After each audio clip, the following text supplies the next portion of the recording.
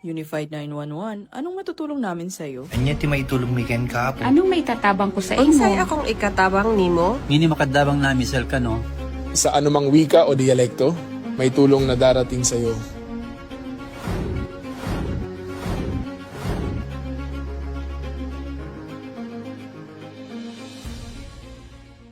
Lilingkod sa bawat Pilipino at magbibigay ng tamang impormasyon para sa tahimik at maayos na Pilipinas. Police News Network, alagad ng batas, tagapagtaguyod ng balitang pulis, sandigan ng mamamayan, patnubay ng katotohanan. La Campo Crame, maghahatid ng pinakahuling kaganapan at nagbabagang balita. Ito ang PNN Police News Network. At ngayon, ang inyong mga tagapagbalita.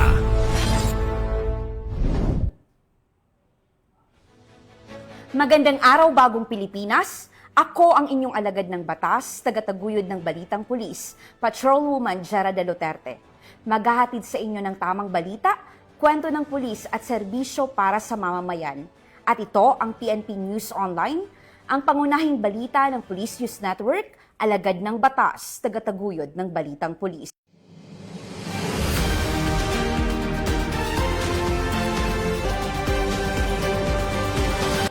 Narito ang mga balitang hatid ng ating PNN correspondents mula sa iba't ibang panig ng bansa.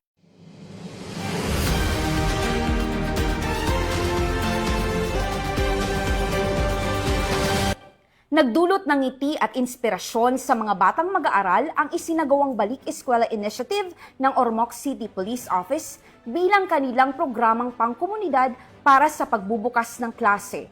Kasabay nito, namahagi ng school supplies sa mga kabataan at pinaalalahanan sila na pahalagahan ang edukasyon.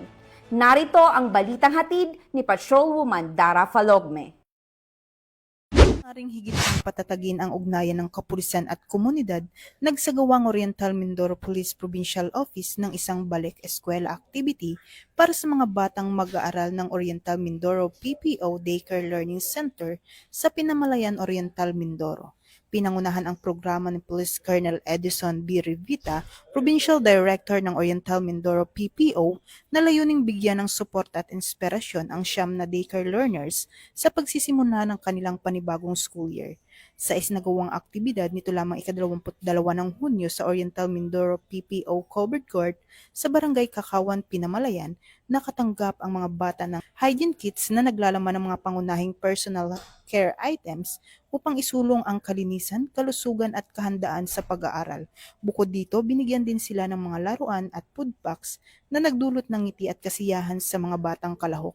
Ayon kay Police Colonel Rivita, mahalaga ang pagbibigay ng suporta sa kabataan dahil ang maliit na hakbang ng malasakit ay nakapagpapalakas ng loob, humuhubog ng magandang asal at nakapagpapatibay ng pagnanais na matuto. Ipinahayag din niya na patuloy na susuportahan ng Oriental Mindoro PPO ang mga programang nagtataguyod ng edukasyon, child welfare at youth development bilang bahagi ng kanilang advokasya na hindi lamang tumutok sa kapayapaan at seguridad, kundi pati sa kinabukasan ng kabataan. Sa pamamagitan ng ganitong mga inisyatiba, muling pinagtitibay ng Oriental Mindoro PPO ang kanilang malasakit sa komunidad at ang kanilang layunin na maghatid ng serbisyong may puso para sa mas maliwanag na kinabukasan sa susunod na henerasyon. Mula dito sa Campo Crame, ako ang inyong PNN correspondent, Patrolwoman Dara Falogme, alagad ng batas, tagataguyod ng Balitang Pulis.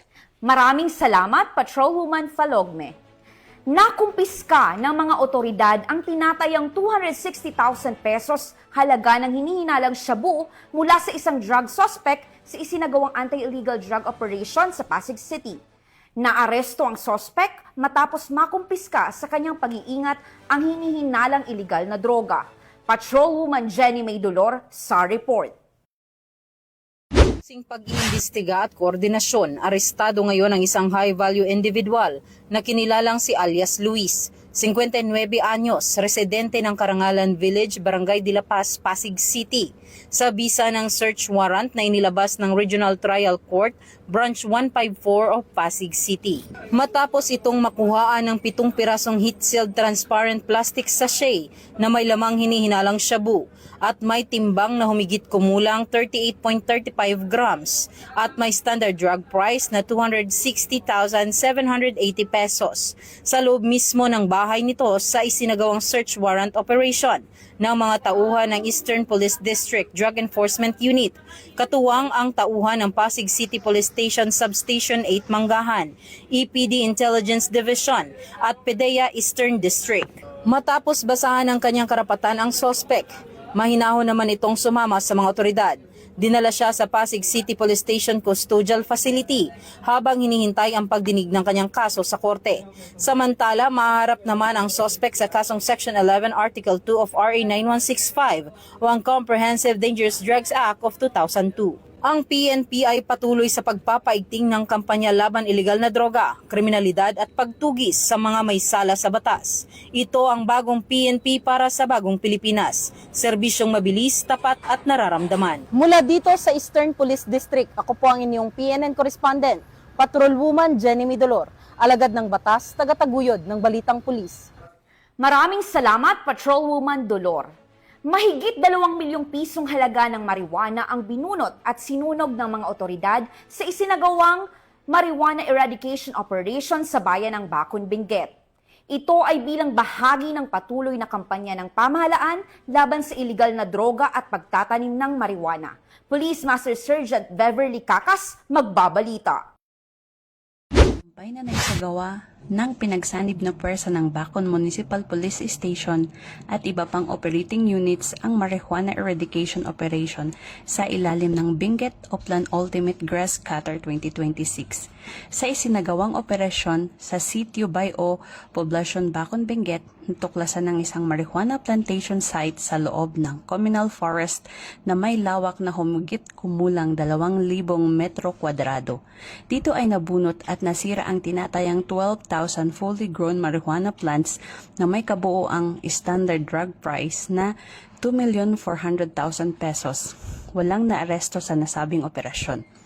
Patuloy ang mahigpit na kampanya ng mga otoridad laban sa ilegal na pagtatanim ng marijuana upang mapanatili ang kapayapaan at kaligtasan ng komunidad. Mula dito sa La Trinidad, Benguet, ako si Police Master Sergeant Beverly L. Pacas, ang inyong PNN correspondent, alagad ng batas, tagataguyod ng Balitang Pulis. Maraming salamat, Police Master Sergeant Cacas.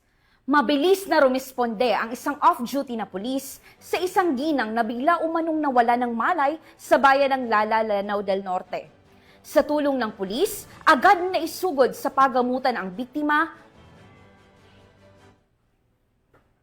Matagumpay na naisagawa ng pinagsanib na puwersa ng Bacon Municipal Police Station at iba pang operating. Isang off-duty na pulis ang umali ng papuri matapos mabilis na rumisponde upang sagipin ang isang babaeng bigla na lang nawalan ng malay sa isang highway sa Abaga, Lala, Lanao del Norte. Patunay ito na kahit wala sa duty, nananatiling handang tumulong ang ating kapulisan habang kasama ang kanyang pamilya at nakaparada sa kahabaan ng National Highway sa Barangay Abaga, Lala, Lanao del Norte. Napansin ni Police Staff Sergeant Lee Alden Devaras ng 2nd Provincial Mobile Force Company ang isang babae na bigla umanong nawala ng malay habang nakaangkas sa kanyang motorsiklo. Tumulong rin ang mga concerned citizens na nakasaksi sa insidente. Agad na naisakay ang babae sa isang sasakyan at dinala sa Kapatagan Provincial Hospital sa agarang medikal na atensyon. Kalaunan ay nakilala ang biktima na isang nurse. Nagpaabot naman ng taos-pusong pasasalamat ang biktima sa pulis at mga sibilyang tumulong sa kanya at sinabi niyang itinuturing niyang biyaya ang pagkakaroon ng pangalawang pagkakataong mabuhay. Ang ipinakitang malasakit at mabilis sa pagresponde ni Police Staff Sergeant Devaras ay patunay na tunay ang diwa ng serbisyong mabilis, tapat at nararamdaman. Dito sa Lanao del Norte Police Official Office, ako yung PNN Correspondent, Patrolman Kim Luna, alagad na batas, tagataguyod ng Balitang Pulis.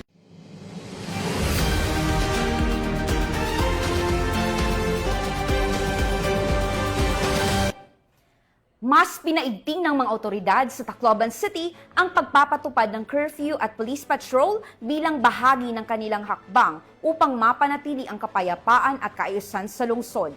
Layunin nito na maiwasan ang mga insidente ng kriminalidad at matiyak ang kaligtasan ng buong komunidad. Muling magbabalita dyan si Patrolwoman Dara Falogme. Ng pamahalang lungsod ng Tacloban ang pagpapatupad ng curfew para sa mga menor de edad bilang bahagi ng hakbang upang mapanatili ang kapayapaan at kaayusan sa lungsod.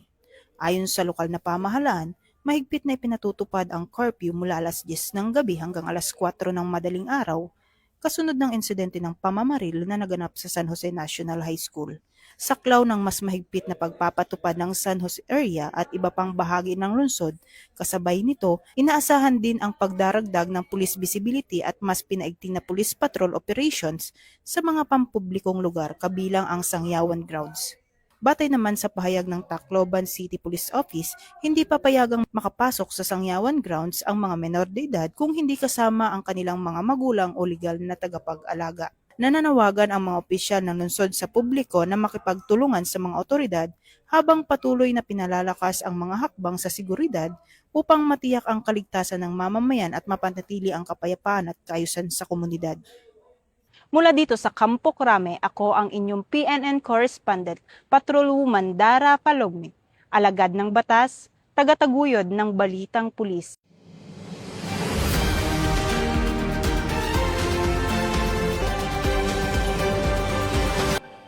Maraming salamat, Patrolwoman Falogme. Sa ating huling balita, sa 7 buwan na mahusay at tapat na pamumuno sa serbisyo ni Police Brigadier General Vina H. Guzman sa Police Community Affairs and Development Group, kinilala siya sa kanyang kahusayan. Formal na manungkulan si Police Brigadier General Vina H. Guzman bilang Direktor ng Police Community Affairs and Development Group noong 12 ng Nobyembre taong 2025. Nagpatupad siya ng mga makabuluhang programa na nagpapalakas sa advokasya ng organisasyon para sa mabuting pamamahala, pagkilala sa kabayanihan at pagpapalawak ng ugnayan ng pulis at komunidad. Kabilang sa mga pangunahing inisyatiba ang pagkilala sa mga natatanging mamamayan at organisasyon sa pamamagitan ng Sumbong Nyo Aksyon Agad na nakatanggap ng Anak TV Seal Awards. Pinangunahan din ni Police Brigadier General Guzman ang New Year's Call, paglagda ng mga Memorandum of Agreement sa iba't ibang katuwang na institusyon tulad ng SIM at PHMI at pagbubukas ng mga museum exhibits na nagpapakita ng kasaysayan at serbisyo ng kapulisan. Sa ilalim ng kanyang pamumuno, isinagawa ang mga programang pangkalusugan at pangkawang gawa gaya ng Down Showdown for a Cause, Valentine's for a Cause, Biggest Loser Challenge at mga community outreach program para sa mga batang may malulubang karamdaman at mamamayang nangangailangan. Ipinakita rin ng PKG ang suporta sa kababaihan sa pamamagitan ng Women's Month Celebration, kung saan kinilala si Police Brigadier General Guzman bilang huwarang leader at sa paglulunsad ng Empowered Women in Policing Exhibit. Kabilang din sa kanyang mga natanggap na pagkilala ang 6th Crystal International Women's Award at Diamond Excellence Award. Lalo pang pinagtibay ng PKG ang kausayan sa serbisyo nang matagumpay nitong makabit ang International Organization for Standardization Stage 2 certification at palawakin ang pakikipag-ugnayan sa mga stakeholders sa pamamagitan ng meet and greet with the Advisory Council. Nagbigay rin ng inspirasyon ang mga programang nagtatampok sa talento ng mga pulis tulad ng Singing Cups Competition at iba pang gawaing nagtataguyod ng pagkakaisa at positibong imahe ng Philippine National Police. Sa kanyang kaarawan nitong 17 ng Hunyo ay pinili niyang magdiwang sa Manila Boys Town, Marikina City upang magsagawa ng outreach program at magbigay ng tulong at inspirasyon sa mga kabataan sa naturang pasilidad. Sa kabuuan, ang pamumuno ni Police Brigadier General Vina H. Guzman ay nagbunga ng mga programang nakasentro sa serbisyo, pagkilala, pakikipagkapwa at kausayan, patunay ng kanyang dedikasyon sa pagpapaunlad ng PKG at sa patuloy na paglilingkod sa sambayanang Pilipino. Mula dito sa National Headquarters ng Philippine National Police, ako ang inyong PNN correspondent, Patrolman Edwin Baris, alagad ng batas, tagataguyod ng Balitang Pulis.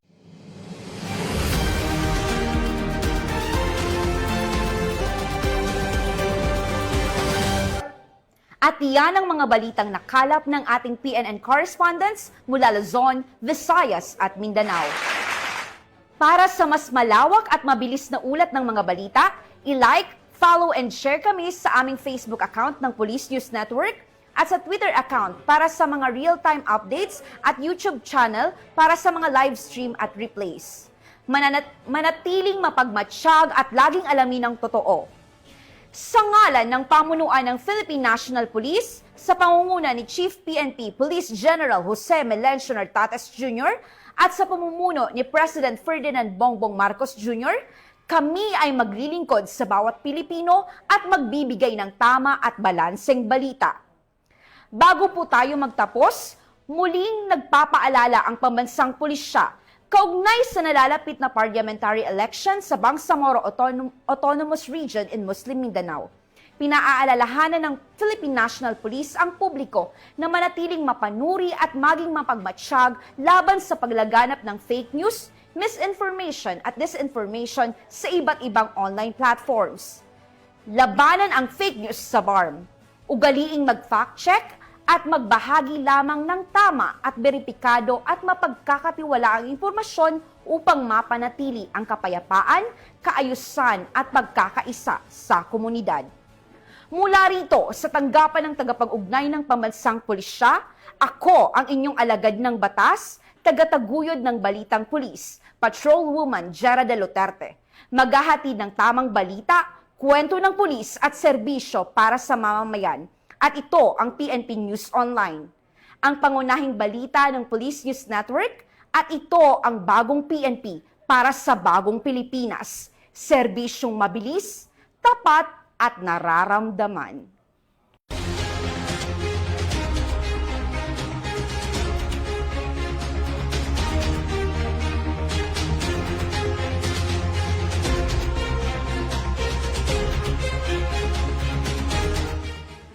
Police News Network, alagad ng batas, tagapagtaguyod ng Balitang Pulis.